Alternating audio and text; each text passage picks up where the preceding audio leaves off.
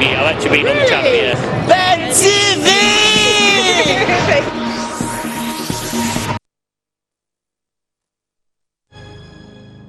The Osasu Show is a one-stop development program that focuses on the promotion and implementation of sustainable development in Nigeria. This show provides information from state actors to non-state actors and vice versa regarding economic, social and environmental policies that cut across borders. Your Excellency Executive Governor of Ekiti State, Distinguished Senator Dino Milaya, Honorable Minister of Health, Distinguished Senator Matthew Orihide, Your Excellency Nyentem Wike.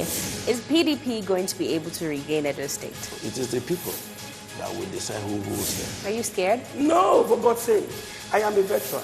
Is there any such thing as free healthcare in Nigeria? We pretend to be doing that. Why is it that in the 21st century, Nigeria doesn't have affordable and quality healthcare for the poor? This is the Osasu Show. Good morning and thank you for joining us on the program today. And this is Dialogue in Diaspora coming to you live from our Ben Television studios in North London. My name is Tunde Alabi and it's a pleasure to have you join us on the program today. Today on the show we have a lot of juicy guests, interesting topics we'll be taking a look at on the program today. But first we're starting from Africa and we're looking at the place of arts and culture in attracting foreign revenue for African countries and how good management of arts and culture can actually become money-spinning career for artists, especially those that are based in the United Kingdom. And joining me on the program today to look at arts and culture from the angle of making arts generate revenue for both countries and for the artists themselves, and how arts and culture can actually promote the culture, the art and culture of the African diaspora in the diaspora community. Is Eric Amoakwa-Boadu. He's an artist based here in London and representing the African arts and culture community. Joining us on the show today, Eric Amoakwa-Boadu. Eric, thank you for joining us on the program today, Eric. You're welcome, Tunde. I'm very glad to be pleasure. here. Eric, how long have you been doing this? So I've actually been an artist since birth. Wow. But I would say, in as far practice, as I can basically. remember, from the age of 6, I started painting friends and colleagues at school. That's not unusual for children to throw paints around, and isn't it? I'd say that it's something that came very naturally to me, and therefore I pursued it as I went along in life, and really grew to have interest in that field, and it's something that I've been doing all along. And then you pursued that dream. How did you get to that professional level? How did it become your career? Right, so art is something that you need to have a passion for. It's not something that you have a talent and therefore you leave it for years and come back to whenever you think you can. It's something that on a day-to-day basis you have to develop. So it's something that personally I took a keen interest in because I'm really interested in human beings and our stories that we have to tell. So that really propelled me to take it on fully and professionally. Now, most African countries, the place of arts and culture, which is actually the basis of, Africa seems to be the most endowed, a very endowed continent in terms of cultural background, arts, natural space, natural environment. There seems to be good work of art. How well do you think African nation states have actually been developing the arts and culture space within that continent? I think you've nailed it right on the head, Tunde. Africa is really endowed with rich culture. We have our music, our stories that we tell. We have things that are quite unique to us, to the rest of the world. And therefore, it's something that we need to capitalize on. And we actually did so for a while. But I think the Western world found it difficult to accept how we actually created art for some time. Dating back to about the 20th century, we had the likes of Pablo Picasso and the Matisse and Van Gogh's actually getting into the African art scene and then taking concept from what we did in terms of our form, our masks, and our color schemes. And they benefited greatly from it. They became geniuses of art in those times. So I don't see why Africa should actually let this aspect of our culture and our art go. And quite recently, over the last 5 years, African art is on the rise. And economically, I see great potential in us actually capitalizing on it. Going back to the history of Africa, you were trying to tell us, how much damage or opportunities did Western culture and religion do to African art and culture? I think the acceptance of African art and form as an academic way of doing art did a bit of damage to us, because Africans see art as a spiritual exercise where we actually not just create forms and aesthetics, we involve emotion in the way we create art. And therefore it takes us to another level where we connect with our ancestors, we connect with those that are beyond, we connect with God through our art. So our art is quite unique in that perception, but the damage was done when it wasn't really accepted as an academic way of doing art. But it's been recognized quite recently, and light has been thrown. So does it mean, for instance, some of the materials you have in the studio, some of this, your artwork, do they have some element of spiritualism involved? Definitely. So some of those things we have. Right. So these pieces, I've titled them Abundance in Africa. Okay. And if you look at the one with the women carrying, both of them are centered on women carrying water. Boats. But it's not just water, it's just the significance of it. I've just portrayed water as a source of abundance. But it can be spiritual abundance, it can be wealth, it can be mineral resources, it can be everything. I just wanted to portray what's in Africa that is untapped. And it is freely given by God to the continent of Africa. Okay, fantastic. Do you think following these abundant natural aesthetic resources all around African countries, have we made enough economic fortunes out of it, both as a continent, as states, and as individuals? We have to some extent, but I don't think we fully realize what's in it for us and the potential that we have in these naturally gifted resources and aesthetic giftings that God has given us. And therefore, we need to be educated a bit more, in the sense that the things that we create come to us naturally, and the rest of the world is looking up to us now. It's something new out there, and the Western world is now focusing on Africa as the next big thing in the field of art.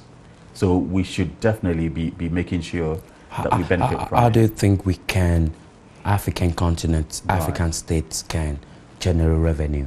I mean, in times past, artists had to go through galleries and be endorsed and all that. But technology has opened the doorway for others to freely have access to the rest of the world.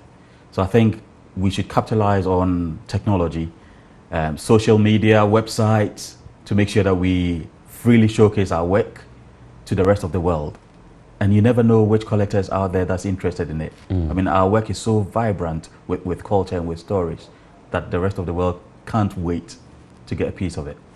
In terms of pricing of artwork, I mean, when you watch you go online or you watch movies, you see some of this artwork being priced as high as sometimes $1 million, isn't it? $200,000. Yes. Yes. What makes the difference, especially well-known artists that have their works everywhere? I think art in itself is not the piece that you physically see, but it's the story that you tell behind the piece that the person is seeing. Is it the story that makes it that expensive, or I believe the quality or the material used in the painting? The painting itself, I mean.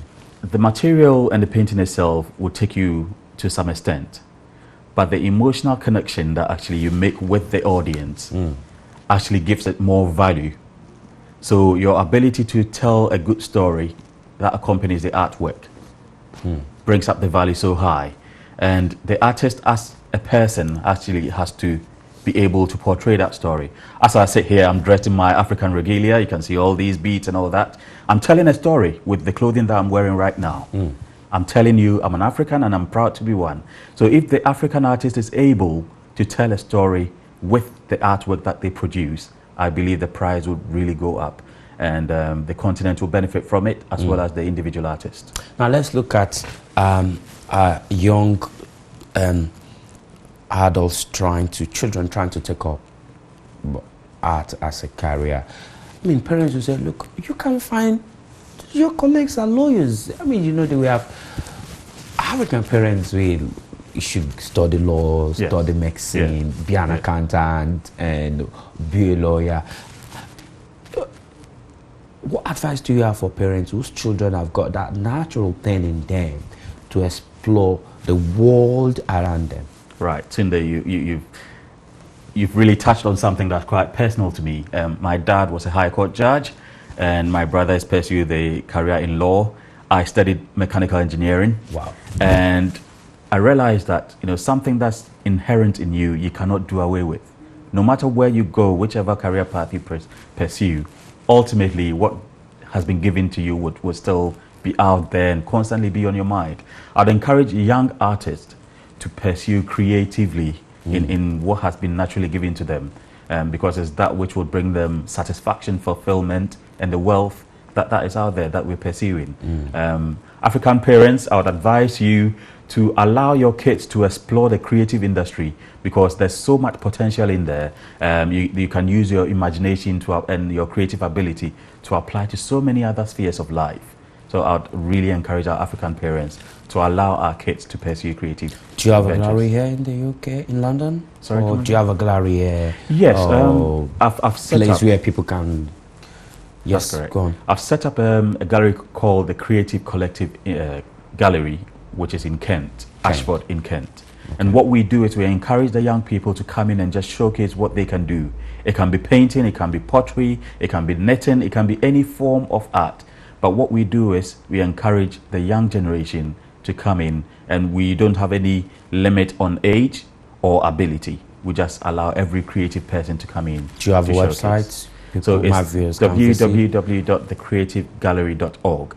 www.thecreativegallery.org. All right, you hear that, you can go visiting that website. That is Eric Amoakwa-Boadu talking to us about Africanness and culture, and we can all benefit as Africans in promoting and actually earning some revenue from. You heard the story, son of a high court judge, studied mechanical engineering, making money from arts. Best of luck, Eric. Pleasure having you on the program today. Pleasure, man. All right, Thank you. That's my first guest on the show today. Let's quickly take a short break, and then I'll be coming in with Kevin Hyland. Kevin Hyland is the UK Independent Anti-Slavery Commissioner that will be joining us to talk about anti-slavery, modern day slavery in this part of the world. Don't go away. We'll be back. This is the Osasu Show.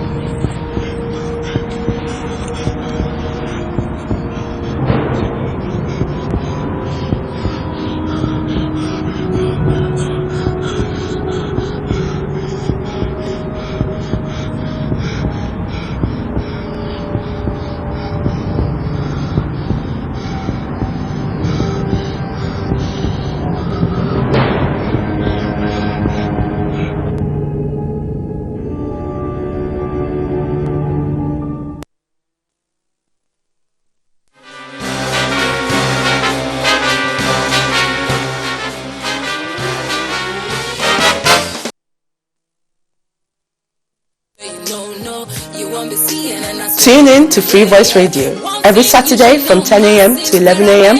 with your girl Empress Sonia to hear all the latest Amebo on everything Nigeria.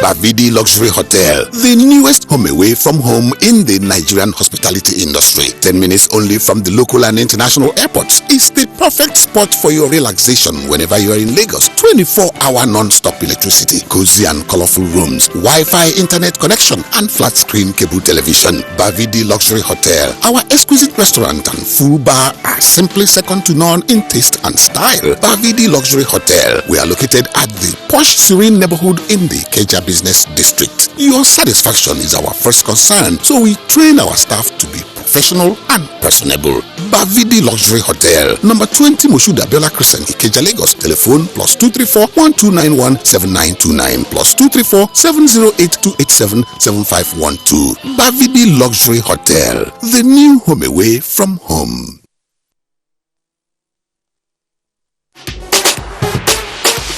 You own your own business. Do you want to expand your network and increase your sales? Well, advertise your services with us here on Ben Television. Ben Television Sky 182. We are here to showcase you and promote you to our diverse viewers. Call us now on 0208 808 8800 or email us at bentelevisionuk@gmail.com. We are here to serve you.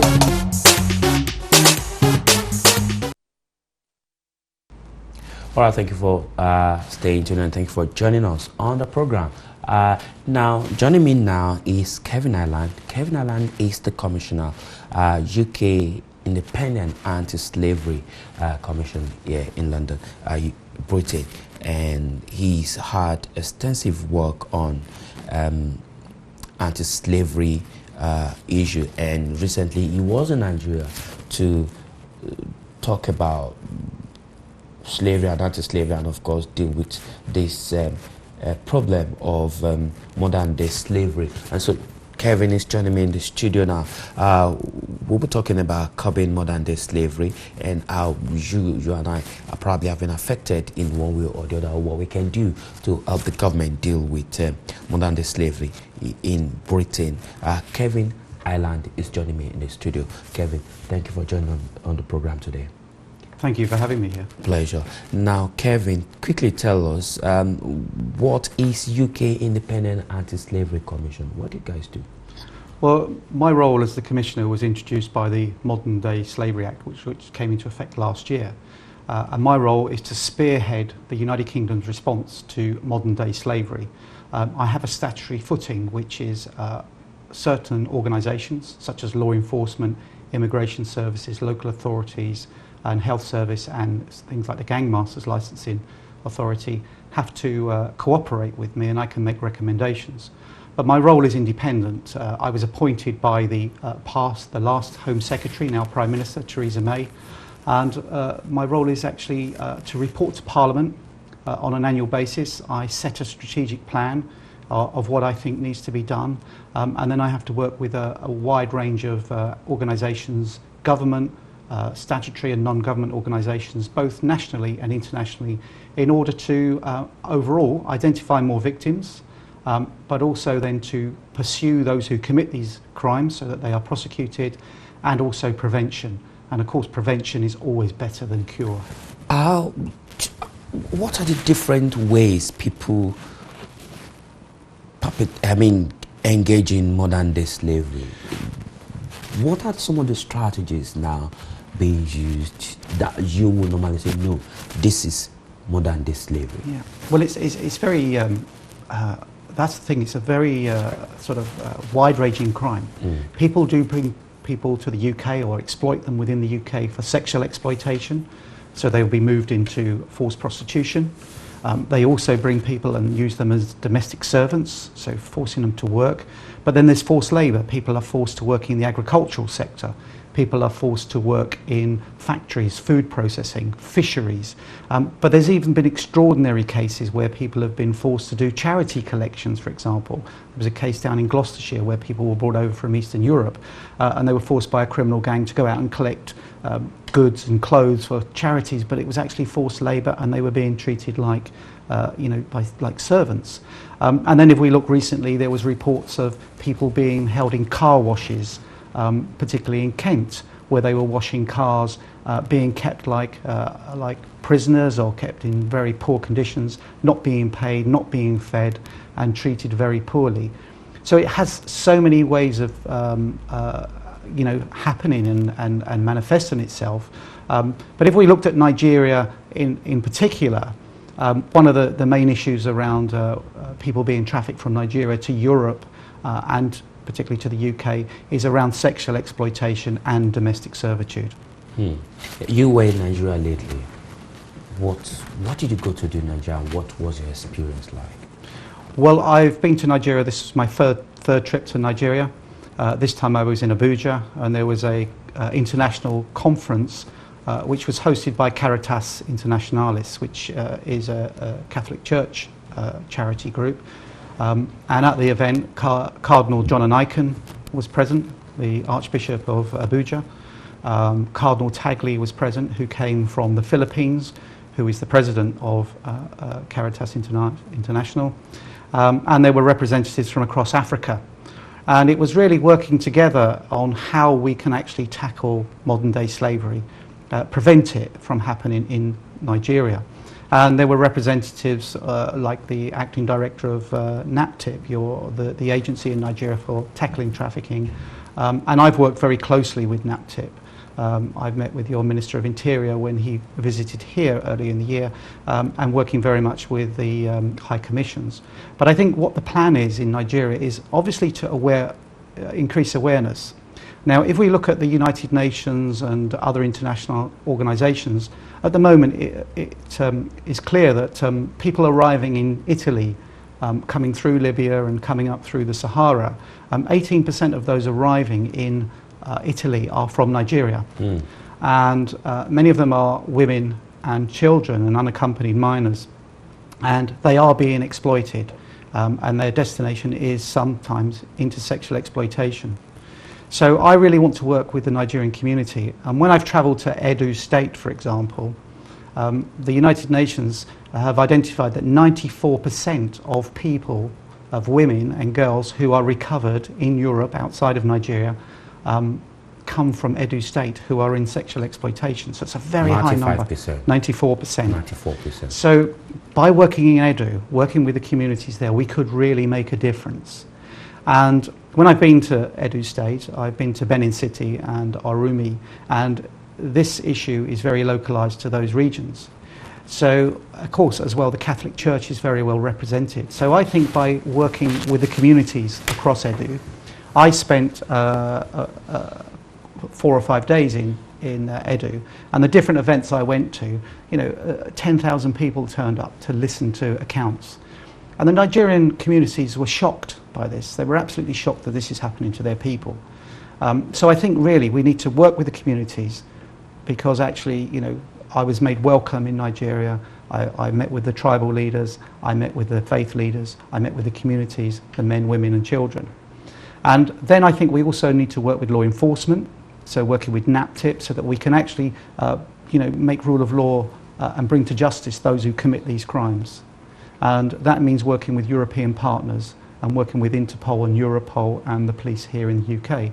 And then the last thing I think we need to do is to create sustainable development. Now, the Sustainable Development Goals that came in the United Nations in September were very much about, there was one goal, which is goal 8.7, which was about eradicating modern slavery. And I think by creating opportunities in areas like Edo, working with the communities there, particularly around agribusiness, because the soil is so fertile, there are opportunities there. So I'd like to see more efforts by the international communities to work about creating job opportunities, and particularly for women and girls in those regions. I was just about to key on that area of sustainable development. Would the first strategy not be creating opportunities for people.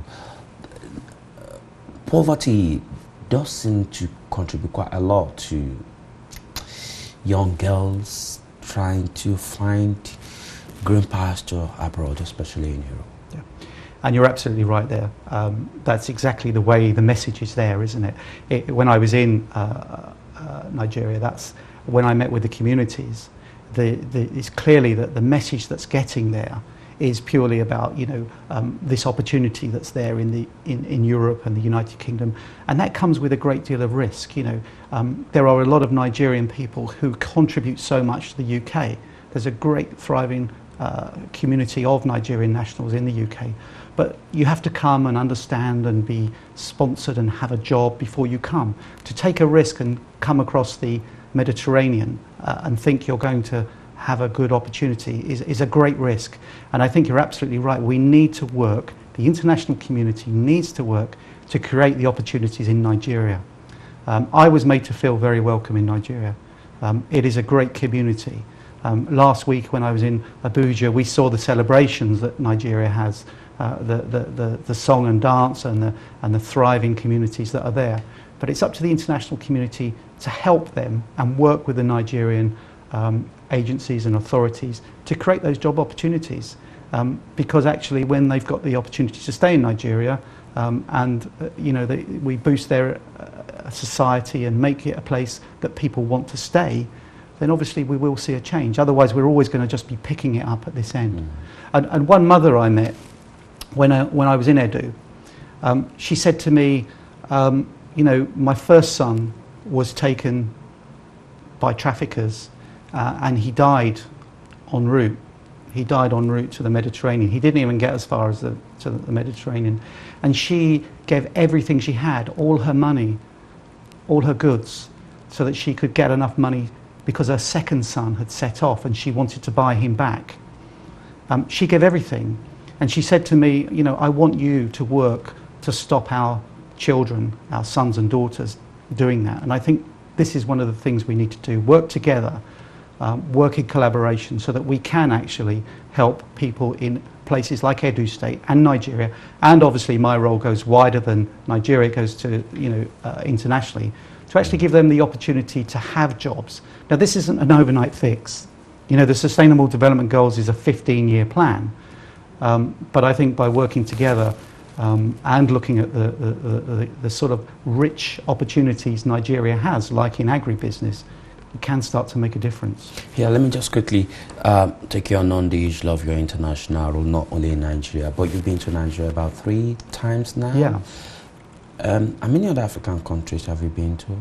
At the moment, Nigeria is the only African country I visited. Mainly, I've been traveling to Eastern Europe, to North America, and to Southeast Asia. So I've covering many continents. Three visits to Nigeria, and probably we're looking at potential visit to other African countries, Ghana and Cameroon, with time. Does it mean that Nigeria has about the greatest risk of trafficking young ladies to Europe? Visits? To the UK, Nigeria's always continuously, over the recent years, been in the top 3 countries of trafficking. The others, the top 3. The others are, Albania, Romania, Vietnam, and Poland. So if we look at the top 5 in total, and I've visited all of those countries now, I want to work with those countries really to find prevention opportunities. And if you look recently, there was a case only in the last couple of months where it resulted in a Nigerian national being convicted who was smuggling people and trafficking people through Heathrow Airport.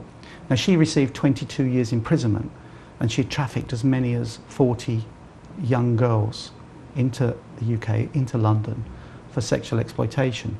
But also, there have been occasions when the UK authorities have got it wrong. There was a young girl, 14 years of age, who was trafficked into London through Heathrow Airport and was taken to an East London address where she was sold for sex, she was raped, she was treated really badly. And then when she was being sold on to be moved to France, the authorities intervened. She had Dutch documents, She couldn't speak Dutch, so they assumed that she was travelling on false documents. The documents were for a 27-year-old adult, and she was arrested and she went to prison as an adult. There was an intervention and she was removed from the prison, but only after being there for some time, and she gave her account, and those who exploited her were arrested. So, you know, the authorities here need to get it right as well. We can't be punishing people who are victims. The other thing with Nigeria is obviously the juju ceremonies that take place, and the fear that young girls and young women have when they've been subject to a juju ceremony. And when I was in Nigeria, I met with some of the juju priests who have stopped doing these ceremonies. How does that affect, impact on what they do? Is it like some secrecy, swearing an oath to secrecy? That's exactly what it is. There's a ceremony, they swear an oath. The fear is if they break that oath, they themselves will die. Did you say you actually met with some juju priests? I met with some juju priests who have stopped doing this ceremony on women who are travelling. And what NAPTIP have been doing is working with the juju priests to say to them, you know, stop doing this on women who are trafficking who are travelling, because actually this contributes to their suffering. And there are a number of them who have seen and started to understand that this is not the right thing to do. So by working with NAPTIP and stopping people doing this, we can actually improve the lives of people. But what also we need to do is to start to understand how to work with those who have been subject of these ceremonies, because when they do end up in the UK, they are so fearful of the ceremony. How do we unpick that? How do we work with them so that they begin to realise that it is just you know, a ceremony that's got no basis to it, but they really believe that it's going to happen? And you know, there's been cases where, for example, girls have been locked into coffins as part of the ceremony. Girls have been cut with blades and dust rubbed into their wounds. All kinds of things that really would affect a young girl who's then going to have to travel thousands of miles and then end up in the hands of some madame in the UK who's then going to sell that individual for sexual services and basically for money. Right. Kevin Hyland, what role should they, I mean, going by this, Nigeria being on the top 3 of girls trafficked to the UK, that's, you didn't mention any other African countries. So in Africa, Nigeria is on the number 1 in Africa. To the UK, yes. To the UK. So how does the Nigerian diaspora community help support your work? Well, what I'm doing is I'm working with the Nigerian community here in the UK. In my office, I have a Nigerian official working there who comes from Edo State, so can link me up with the Nigerian authorities back in Nigeria, and also starting to work with the communities here. But I think people need to be aware that this is in their society, and they need to be aware, you know, particularly through the churches.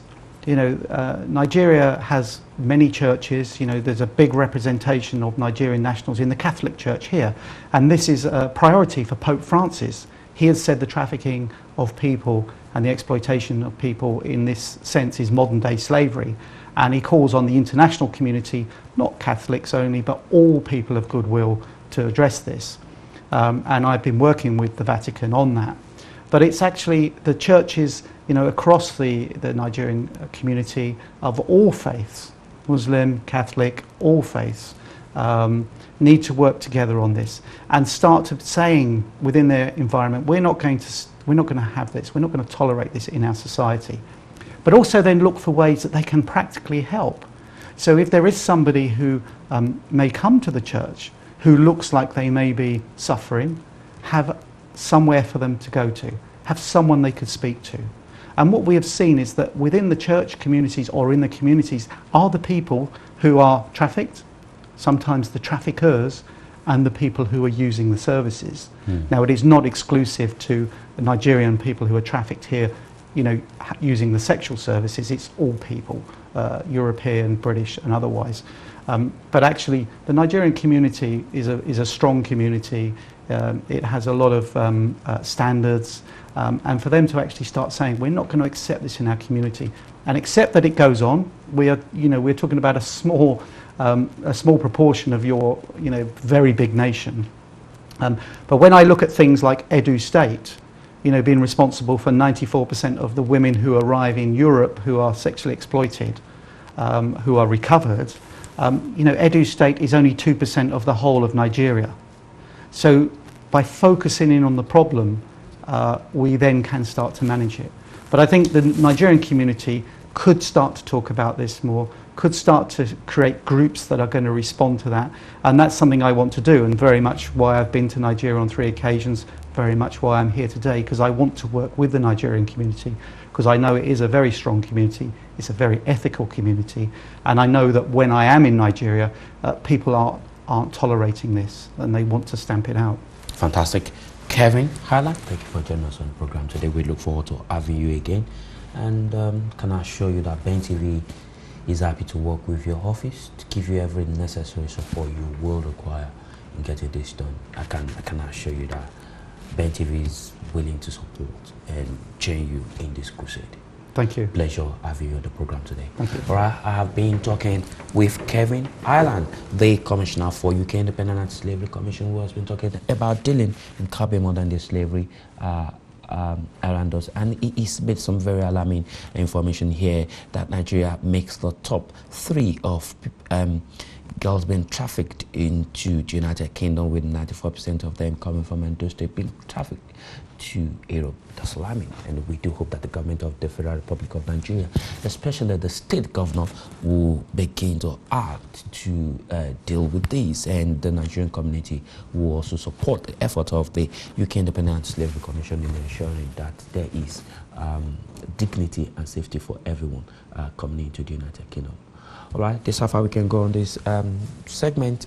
Kevin Hyland has been my guest, and let's take a very short break now. And I'm going to also bring in Paolo Siriali. We'll be talking about the issue around refugee and dealing with refugee crisis in the United Kingdom. Don't go away. We'll be back. 24-hour non-stop electricity, cozy and colorful rooms, Wi-Fi internet connection, and flat screen cable television. Bavidi Luxury Hotel. Our exquisite restaurant and full bar are simply second to none in taste and style. Bavidi Luxury Hotel. We are located at the posh, serene neighborhood in the Keja Business District. Your satisfaction is our first concern, so we train our staff to be professional and personable. Bavidi Luxury Hotel, number 20 Moshuda Biola Crescent, Ikeja, Lagos. Telephone +234 1291 7929 +234 708 287 7512. Bavidi Luxury Hotel, the new home away from home.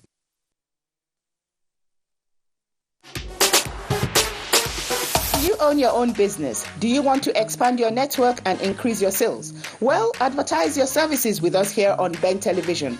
Ben Television Sky 182. We are here to showcase you and promote you to our diverse viewers.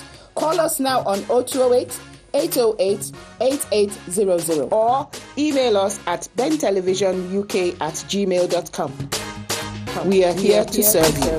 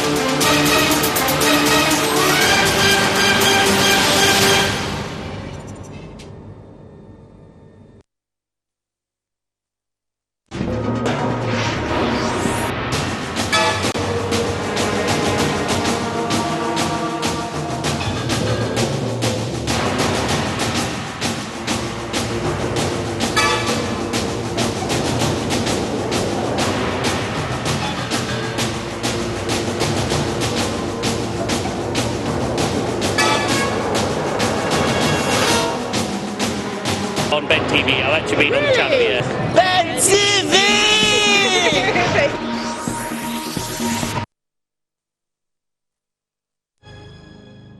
The Osasu Show is a one-stop development program that focuses on the promotion and implementation of sustainable development in Nigeria. This show provides information from state actors to non-state actors and vice versa regarding economic, social and environmental policies that cuts across borders. Your Excellency Executive Governor of Ekiti State, Distinguished Senator Dino Milaya, Honorable Minister of Health, Distinguished Senator Matthew Orihide, Your Excellency Nyentem Wike.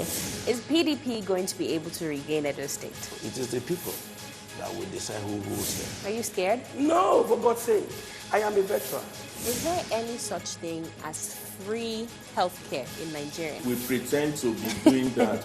Why is it that in the 21st century, Nigeria doesn't have affordable and quality healthcare for the poor? This is the Osasu Show.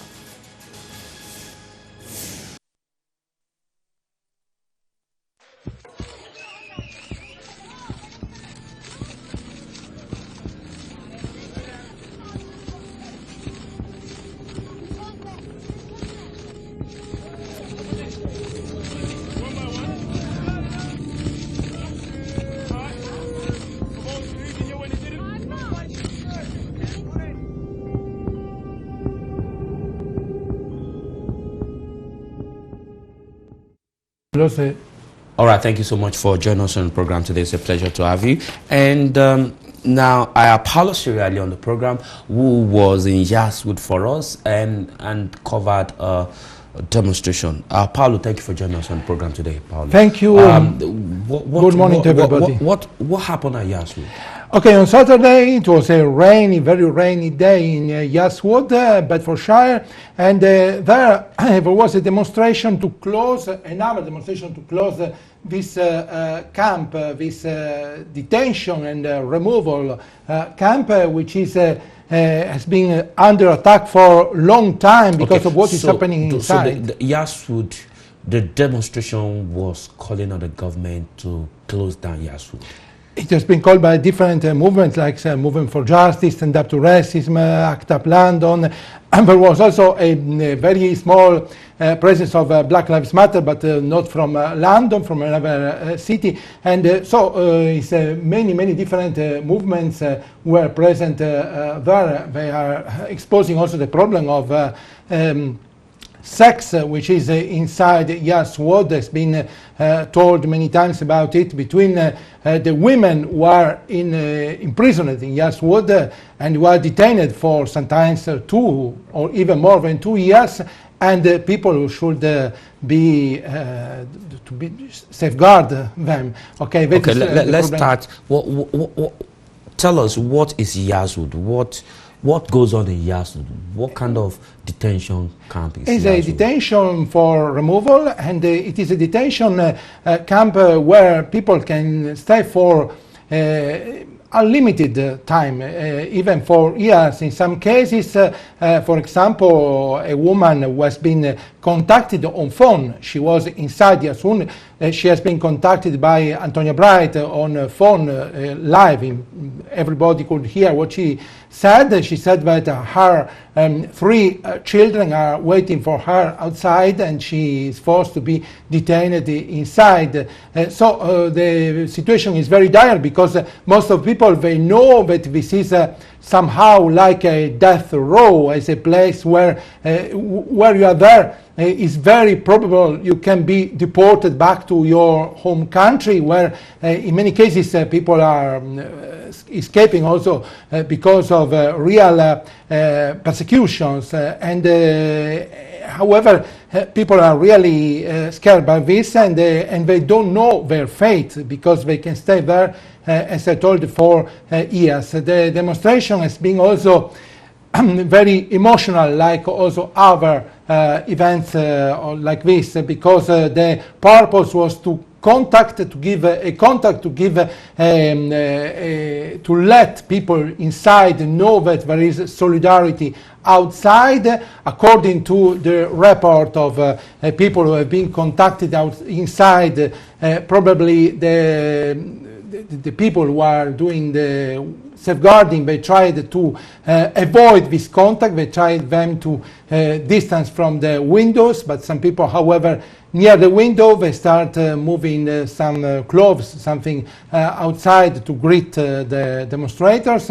And this is another demonstration. Another one will be called in December, and the target is to close all these detention centers. Is government responding to some of these demonstration asking for until the closure? now they did not answer, but there is a hope, for example, from Scotland, where a detention center apparently is going to close soon, as I was told by other demonstrators. So it is possible that now the policy will change about these centers, also about a matter of human rights, not only about the immigration policy. And of course, most of the people who are taking part are supporting the idea of a free movement of open borders, and also the problem of trafficking is partly linked to this, because when borders are closed, I tell also about my experience, previous experience in Italy. When borders are closed, when immigrants are feeling illegal, they are available to be enslaved. When they have a certain degree of freedom, which cannot be, of course, 100%, because someone is not a citizen, he doesn't speak the language, and often, okay, not for Nigerians, but for other people. So, okay, they don't have a full citizenship. But, however, when someone feels feels safer, he can also react to slavery, to trafficking, to all these criminal activities. When a person feels that the alternative is either to be trafficking, either to be enslaved, or to be deported back to his country, there is also a psychological factor that someone who has left, who has emigrated, doesn't want to go back, doesn't accept to go back to the place where he is coming from. And that's very important to understand that the alternative to detention center could be for people to be free and waiting for these appeals, which could not be, however, timeless. Okay, there should be a time for giving a good or a positive or a negative answer to, for example, asylum seekers. Okay, all right, Paulo. So when is the next December, and I will let you know exactly the date. It should be December 3rd, but however, I will give more details in the future, and probably it will be organized in a with much more people than this time. Okay, all right, Paulo, thank you for your time, and thank you for being at Yale Sudan. Thank you for bringing on this report. Thank you so much, Paulo. Thank you, and everybody for the attention. All right, we'll go on a short break. While we continue with that footage brought by Paulo, I'll be bringing in my next guest into the studio, and we'll be talking about Nigeria's political evolution post Jonathan. Don't go away.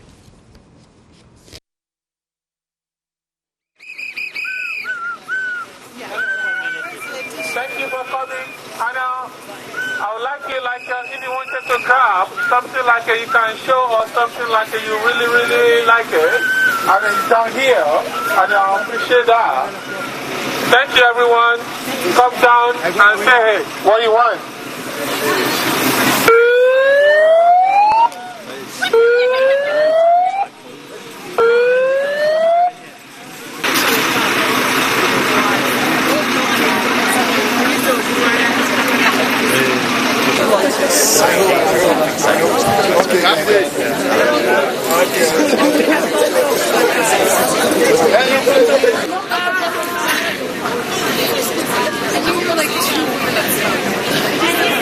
Okay.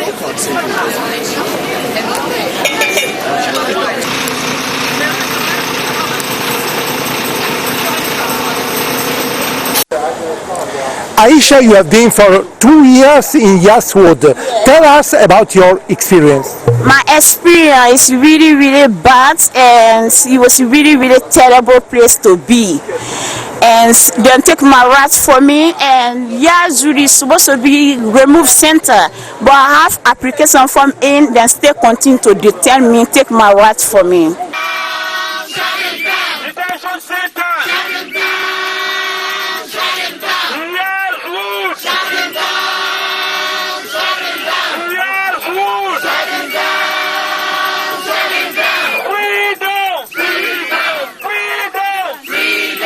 Your worst moments in Yaswood?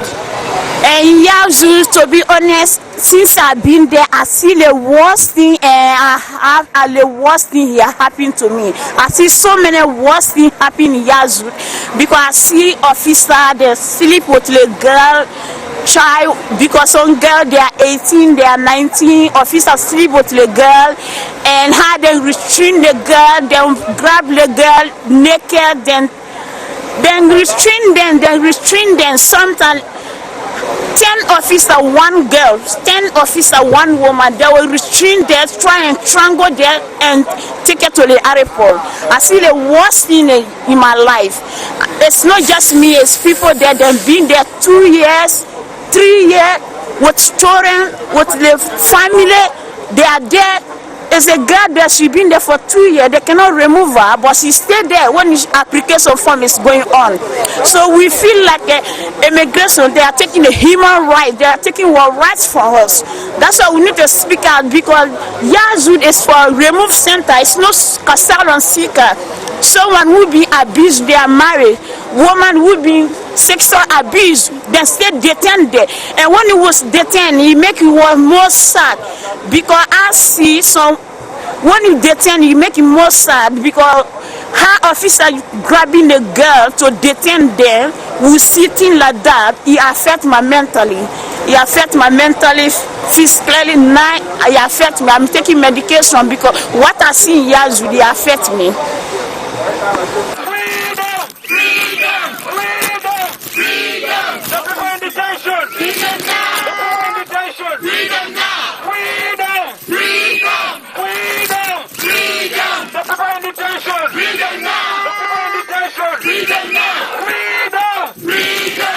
And now you are rapping also to expose social problems. Yeah, I'm rapping. I want to be musician. I want to do rap to expose the system, the racist system. Some people, they don't know what is going on in Yaswood. So that's why I'm rapping, to make music so people can know what is happening in Yaswood. Let's make an example of your rap. The example in my rapping, like I never had shows. Why I never had shows? I was in the street. When I was in the street, inside helped me, then detain me for so long. I don't have no family. I'm in the street. When I was in the street, then detain me. I don't have hope. I'm hopeless. So when I was hopeless, they still keep it to detain me. I don't have no one. So it affects me mentally. Right now I'm talking to you, I'm taking mental medication because I'm not well. I've been detained for so long.